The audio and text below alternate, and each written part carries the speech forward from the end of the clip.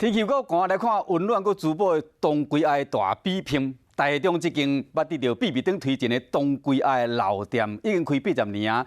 三代挖苦了独家变远冬归酒，汤头芳醇，佮袂味，受到这个老祖国的肯定。婚礼有业者坚持用90天的土饭啊，加上药材控的这个汤头，变成在地人推荐的出名的料理。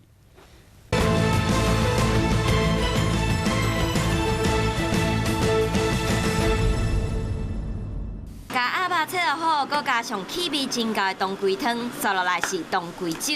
除了食无药材苦，佮啉会着汤头的甜，食过的人客拢讲赞。它的汤头，我觉得其他地方没有吃过这样子的口味的东西，也特别浓郁。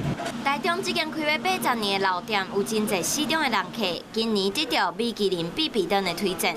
关键就是这款传承80年的冬龟酒。几啊行，这行啊，都爸爸传下来了。我就这40几年了。我加43年啊。啊，这个要酿多久？这个酿，可能半年啦。再来看卖婚林这间业者，除了嘛是用碧团的药包来控汤，嘛真注重鸭肉品质。爸爸那时候就常带我们来这边吃，对啊，肉很新鲜啊。把一只一只的鸭切开，互人看到就真想要食。每一只鸭拢经过业者严格的选择。采用90天的鸭子，然后土翻鸭下去做煮制的，那无论是火候上，时间上都要掌控得非常的精准。那在面线的部分，我们是采用手工面线。两间店来相比，台中冬龟鸭药材控的汤头，加上80年独家的冬龟酒。